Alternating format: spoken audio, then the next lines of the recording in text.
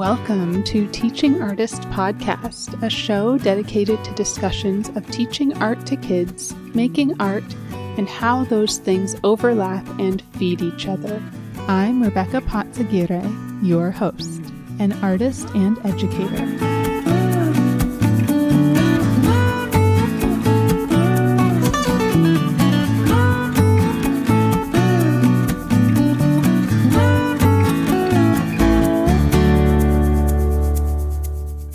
Hello, thank you so much for listening. I'm excited to share this episode with you. Before we dive in, I want to give a huge thank you to all of you teachers out there. I've heard from so many educators who are having a hard time right now, whether they're going back to virtual or hybrid teaching or dealing with enforcing mask mandates in person. Oh, it has not been an easy transition back to school after winter break. So thank you for doing the amazing and important work that you do. You can always reach out on Instagram or email at Teaching Artist Podcast or teachingartistpodcast.com and connect or join us at our next Teaching Artist Lounge community meeting. The next one will feature mini artist talks and will be free. It is scheduled for Saturday, January 29th at 9 a.m. Pacific, 12 p.m. Eastern, or whatever time it is for you. To register, just go to teachingartistlounge.eventbrite.com. The Teaching Artist Lounge is a safe and supportive community for artists who teach. In partnership with Victoria Fry of Visionary Art Collective, we get together every month to discuss a topic related to art and/or education, and we frequently bring in guest speakers to share their knowledge with us. The goal is to bring together teaching artists to share challenges, successes, and resources so that we can feel less alone on these islands of the studio and the classroom, so we can support and inspire each other and learn skills and ideas to improve our practices. The next one, on January 29th, will feature 5 artists giving mini artist talks. So it will be a great time to learn about new artists and get to know some fellow art educators. We would love to see you there.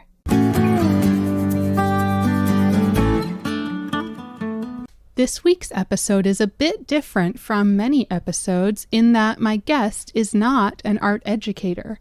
Amanda Gorman is a childbirth educator who uses the birthing from within methodologies which incorporate art making into birthing classes.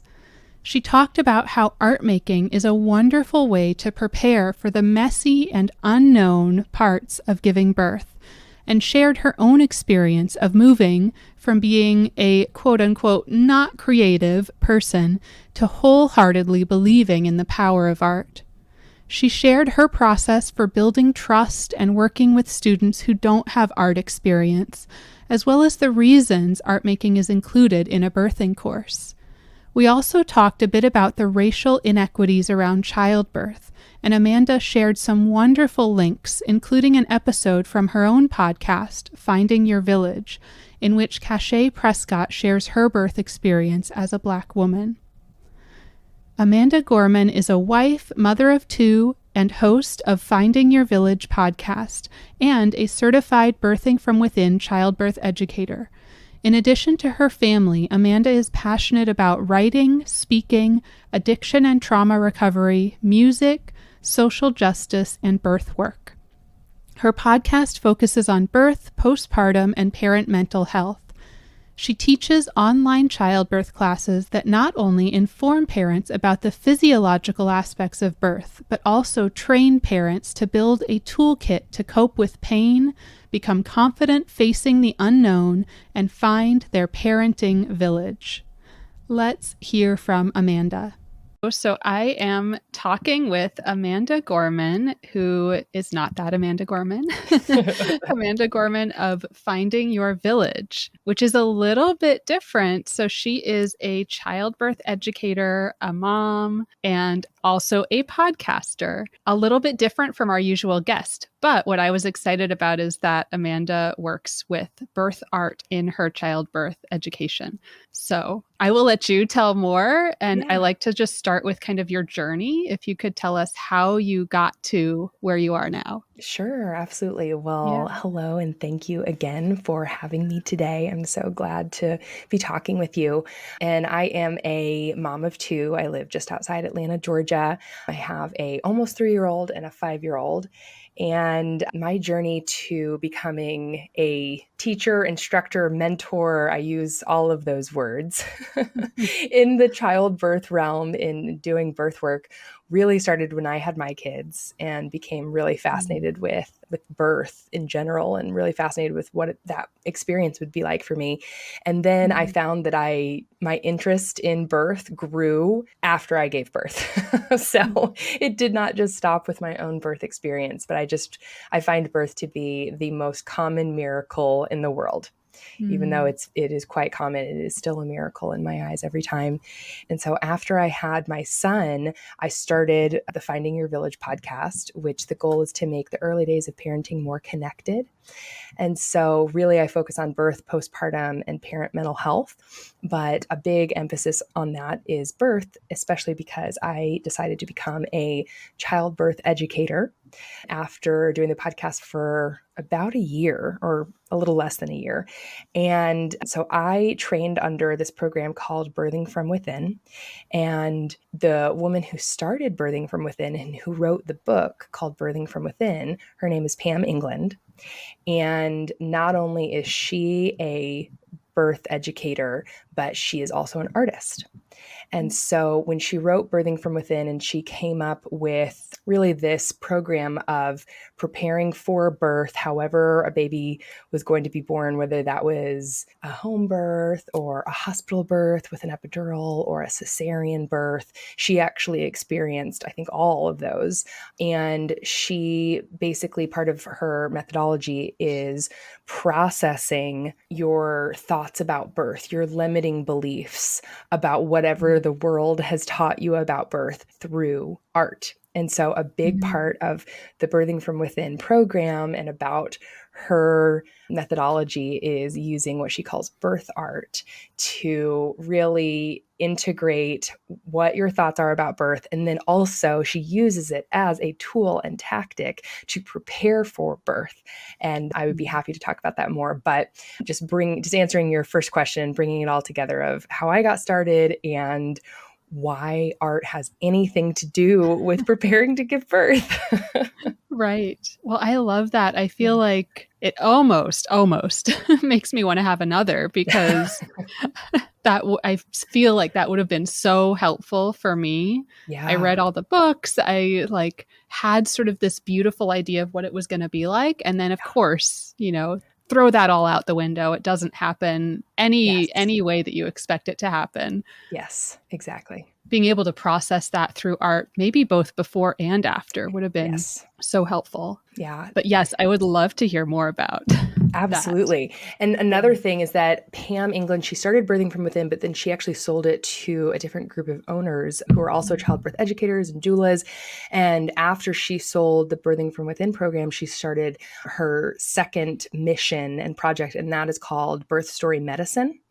And she is a birth story listener and she trains other birth story listeners, which they also can use art to process birth story. And so it is something that you can absolutely utilize after giving birth to just process what happened. What does that mean to me? Is there anything left over that I do need to process? So going back though to birth art as a tool for preparing to give birth, the idea is that birth has a whole lot of unknowns. Just like you said, you can read all the books, you can know all the terminology, you can have a birth plan. And then when you actually go into labor, or if you're induced, or, however the end of your pregnancy and the beginning of your labor starts, it's really entering the realm of the unknown. And so one of the reasons we use birth art processing is because when you take a blank canvas or a blank sheet of paper and you take an art medium, we usually use chalk pastels because they are very messy and birth is really messy.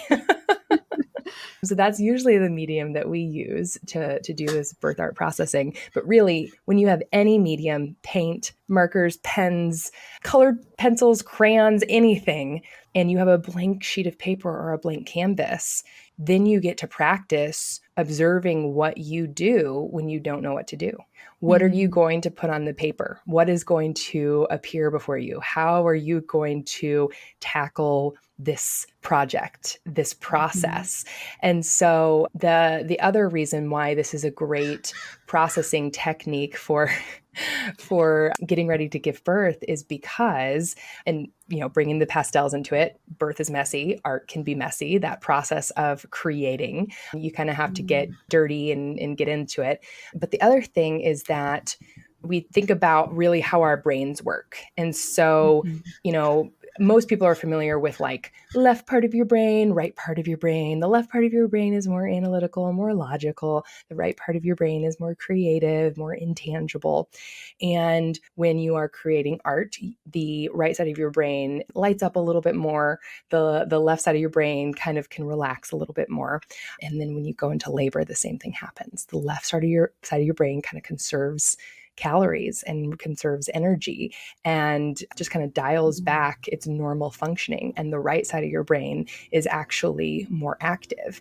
And so when you practice this, especially for people that are not artists, wouldn't even consider themselves creative, that do not, they haven't played with any type of art medium since they were in elementary school, to give them a chalk pastel and a blank canvas, they might be used to using the left side of their brain all the time in their everyday job, in, making lists and what they're going to do. And so really practicing this kind of exercises that muscle of like, oh, this is interesting. This is outside of my typical norm.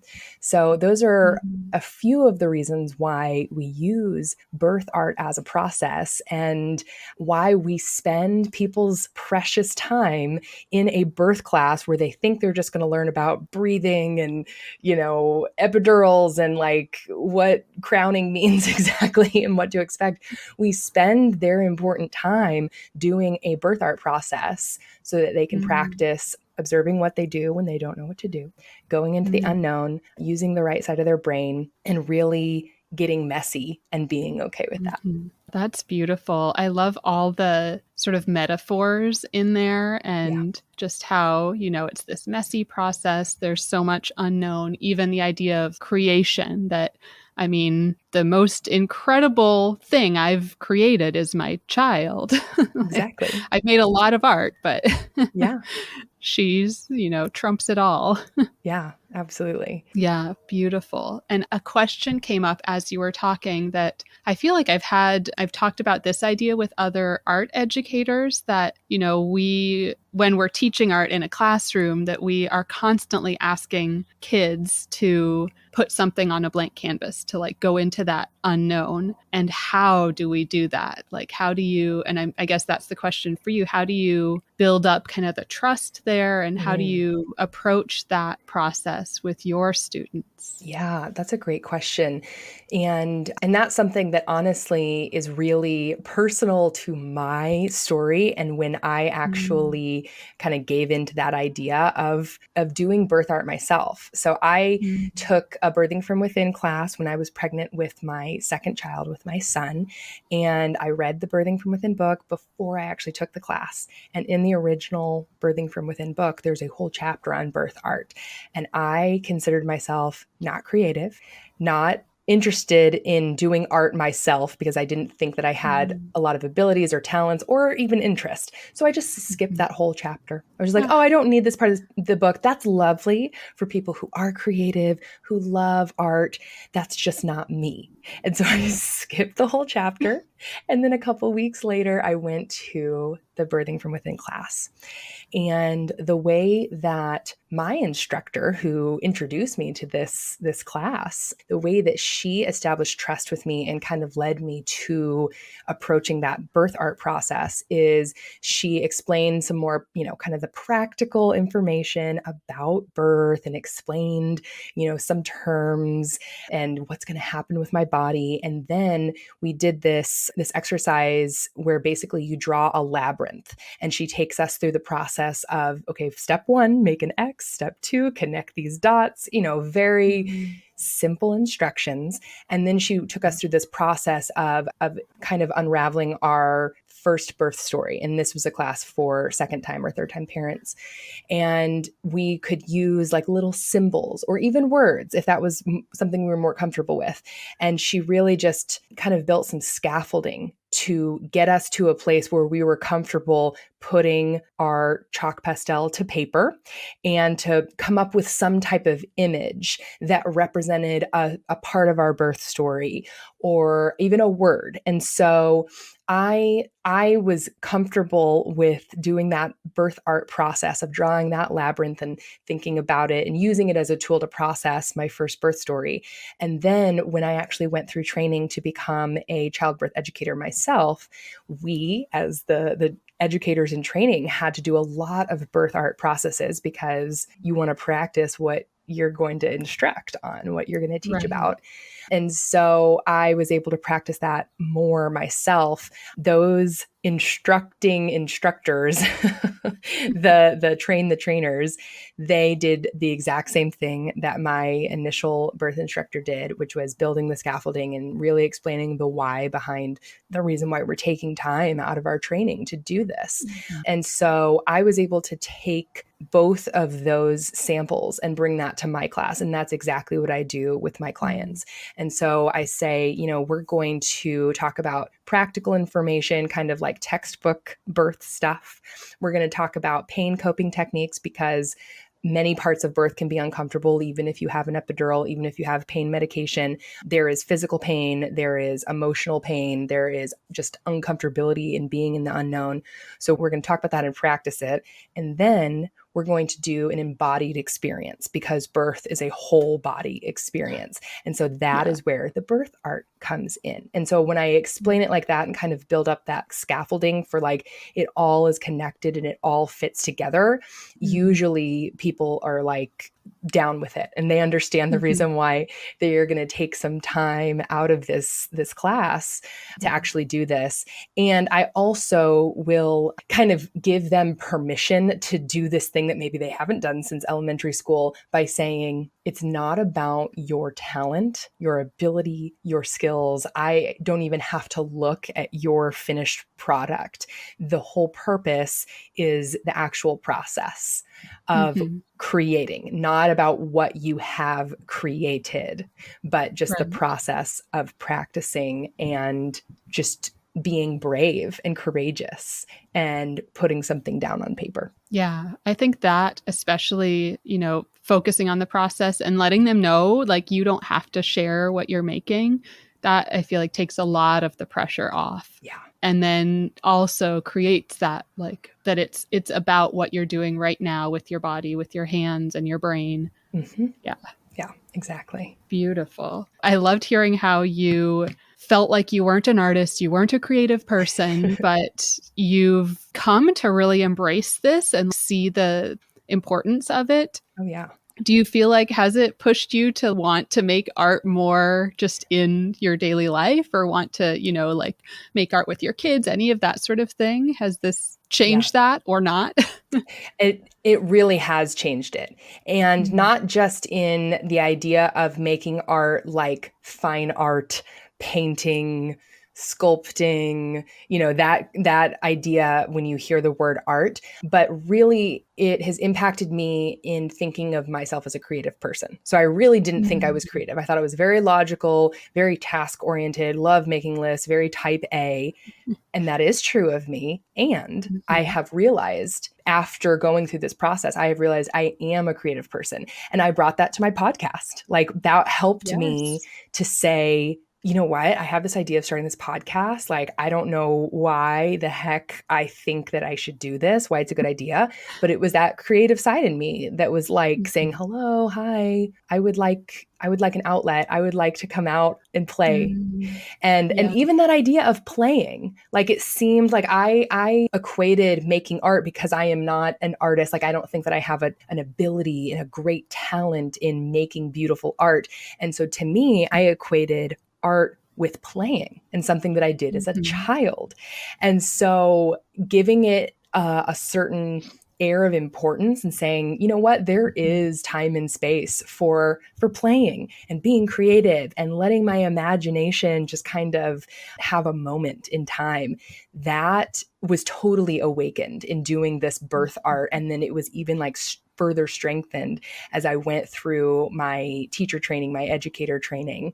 And then it, pops up in the podcast. And then another thing that I've started doing in the last year is writing and doing creative nonfiction writing. And that's something that I never thought about doing, but I absolutely put it in the same bucket as creating artwork. Mm-hmm. Yeah, I love how it's kind of awakened those creative, like I've heard people say everyone has a creative bone in their body. It's just kind of finding it. So exactly. Yours have been awakened. Yes.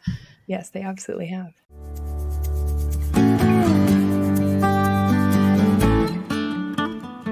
One thing that I talk a lot about, especially within education, but I see it's a huge topic within motherhood and birthing too, is the racial inequities and thinking about maternal mortality, maternal morbidity. Yes. Totally changing subjects, but I feel like that's an interesting topic, an important topic to think about. Yeah. And I'm curious, you probably know a lot more than I do. I'm curious if that's something that you've talked about on your podcast, or if you have any episodes you could kind of recommend. Yeah, that is a very important topic to me. And I'm glad that you brought it up because it needs to be talked about more. And not everybody is even aware of the disparity that is a racial disparity. It's not socioeconomic. It is specific to race. And depending on the area of this country, the United States that you live in, the disparity can be as high as a person that is of African American descent has a 4 times more likely chance to die during childbirth or in the childbearing process. So that could be after birth as well, than a Caucasian person. In some areas, it's 9 times higher. In the state of New York, in some areas, it is 9 times higher. And so it is really important because we're talking about lives of not just mothers, but children as well, and birthing people in general. And I have done a few episodes about it. I did one in particular. I will look up I don't remember the episode number off the top of my head, but I did an interview with a wonderful person that's also a fellow Georgian, and her name is Cachet Prescott. And she told her story about, and she is a Black woman living in Georgia, and she told her story about childbirth and how really her pain and her experience was really undermined, and she wasn't listened to, and she almost died. She hemorrhaged and she just had a really traumatic birth and a really hard experience. But thankfully, because she and her husband both advocated for her and for herself, she survived. But it really comes down to things like that. And there are so many stories. I mean, there's stories from, and again, it doesn't have to do with socioeconomic status at all. There are just countless stories, and it really does come down to implicit bias. This has been studied. This is also my opinion, but it's not just implicit bias that is a huge contributing factor, but it's also the health disparities and access to health care. And how different that can be for different parts of the country in different regions, rural versus suburban versus urban, as well as in different races as well. So yeah, that's a really big topic. So I'll give you the episode link so you can include it in the show notes of this episode. But my episode with Cachet is the first one that comes to mind. That's a firsthand story of someone's lived experience. Right. Which is so important to, listen to those stories. Totally and agree. Just hear, especially for those of us who haven't had that experience and never will. Exactly. Just to really listen and hear what they have to say. Yeah. Yeah. Thank you. Yeah. And we will link to that. Yeah. Thank you for that. And thanks for asking the question and bringing this up. Yeah. I appreciate it. Yeah. And then I'd love, maybe we'll follow up if you have any other sort of resources or I feel Yes. like you might know more than I do. Yeah, no, I would be happy to. I'll Mhm. not only include that link to that episode for my podcast, but I have a lot of other resources that I can include. And the last thing I'll say about that is one of the reasons why I chose Birthing from Within to be the certification program that I went in to become a birth educator is because that organization puts a huge emphasis on social justice in birth work Mm. and decolonizing birth work and being aware of implicit biases. And we actually have like specific calls for BIPOC birth workers to actually talk about and process their own experiences and their experiences with clients, because there needs to be a space for that. We also have calls for people that are not people of color to learn in a space where it's not the responsibility of someone that is of color to actually explain like what the issues are and kind of have that burden of teaching. And so that's that. And we are constantly being sent, we actually have like regular standing calls to talk about this, to talk about racism in childbirth and birth work and perinatal care in general. And so that is one of the other main reasons why I actually chose to go through Birthing from Within as my certification process. Yeah, that's beautiful and so important to just have that ongoing work. And I love how they also, like you talked about, kind of splitting it up. And I've heard that as like sort of affinity groups where, you're split so that there isn't that burden on the people of color that are in the group. Yeah. Or more, trauma, even if it's inadvertent, but just, keeping space. Through our ignorance, through our like learning process. Exactly. Yeah, it's important, but it's also important to protect people. Yeah. Right. Exactly. Thank you. That's so important to talk about. And I'm glad that you have more resources that we'll be able to share. So I will link to all of that. Thank you. And I do also like to ask, these are usually questions for artists, but one of my favorite questions just to really ask anybody is, what are you curious about? Oh, very big, broad question. What are your current sort of curiosities? Yeah.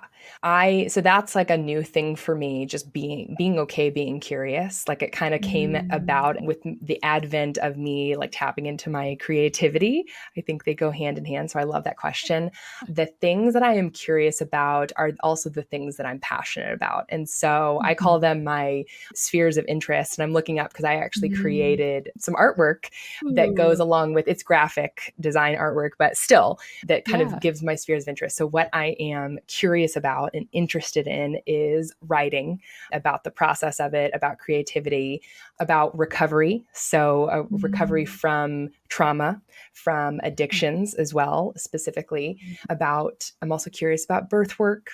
Anything about birth, I am there. I'm here for it. Like I will talk Wouldn't about guess it. That one. Right? Music. I'm also a musician. And so learning different ways of approaching music.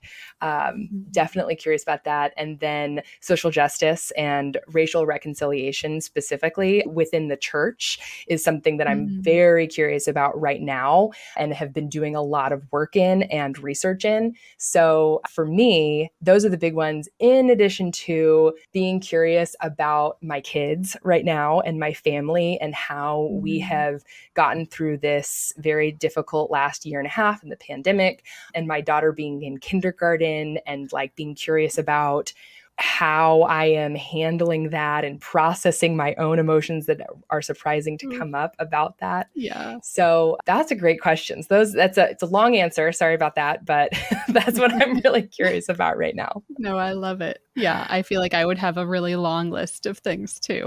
Like this and this and this and what? Wait, there's more.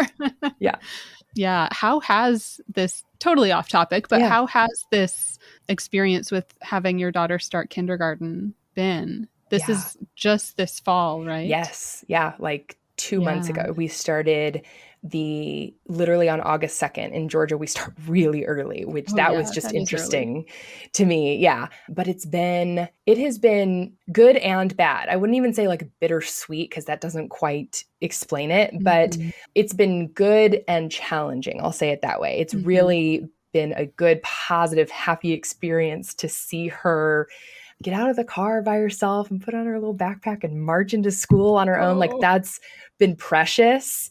It also pulls at my heartstrings. And so that's been a little bit challenging, like to be like, does she know where her classroom is? Like, who's going to help her? But what's been surprisingly challenging to me is how offended I have been about the idea of having to like be responsible for her homework and for all of the admin stuff that goes along with it. I had this like righteous indignation of like, I have already gone through school. Thank you very much. Why am I in charge of 11 logins and portals for my daughter who is 5 to get through public elementary school? And like, she has homework, but who's making sure it's done? Me, I am, and her dad. Like, we share that responsibility, but I'm like offended about it. And I'm like, that's interesting. I'm going to have to bring that to my therapist to discuss. So I kind of find some humor in it. I laugh at myself a little bit, but if I'm being honest, there is also some righteous indignation. Totally. Yeah. I feel like we had a bit of, I was going to say like a buffer because my daughter did Zoom kindergarten last year. Oh, yeah. So we didn't have to say goodbye and send her off anywhere, but we did have to like help her teacher teach her at home. Oh, yes, totally. Yeah, very different experience, but I can only imagine. I totally hear that sort of frustration at having to be so responsible for all the, like, we forgot to send her homework folder and she got really upset when she realized, and I was like, I don't know what to, like, I can't fix it now. I can email your teacher and say, oops, like, that's all I can do. Right, exactly. Yeah. So funny. I love how they, like, I don't know, my daughter at least becomes such a little rule follower. And like, she was very upset that we forgot her homework one day. Oh, that's so cute. Yeah, she's like, but you know, the teacher's going to be angry. Right. Like, I don't think she will, really. Like, you're in first grade. Exactly. Then this is more of just like a fun get to know you question. What is your favorite food? So that's a hard question. That's harder than I would think it would be. You know, I eat it every day, so this is strange, but I think eggs. I eat eggs every day. I think that's my favorite food. They're a good staple. They are. Yeah. And then is there anything we missed? Anything you would want to bring up? You know, I think this was a great conversation and we covered it all. The last thing I'll leave you with is if anybody is interested in taking a childbirth class or interested in birthing from within and or birth story medicine. So if you've already given birth and you're like, oh, I want to process my birth story, I can absolutely leave a link to that. So I am a birthing from within childbirth educator. So I teach those classes myself. I'm not a birth story listener, but I have many colleagues who are fantastic. And I would love to leave a link to their availability if anyone is interested in that. Yeah, absolutely. And then I was also going to ask if you could share your links with listeners. Yeah. Where can we find you? Yeah, absolutely. I would be happy to do that. And if anyone is interested in taking a birth class, if you're expecting or know a friend that's expecting, I teach virtual birth classes. And so it's via Zoom. So really anywhere where you're within a time zone that would work with the Eastern time zone, which I'm on, I would love to have you. And so my website is www.findingyourvillage.com. And then on social media, I'm also at Finding Your Village. So I spend a lot of time on Instagram and TikTok at Finding Your Village. Awesome. Thank you so much, Amanda. This was wonderful. Yeah, absolutely. Thanks so much for having me.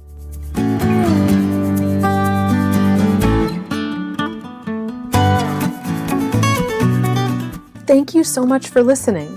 As always, you can reach me at Teaching Artist Podcast on Instagram or teachingartistpodcast@gmail.com. Who do you want to hear from? Please share your recommendations of teaching artists.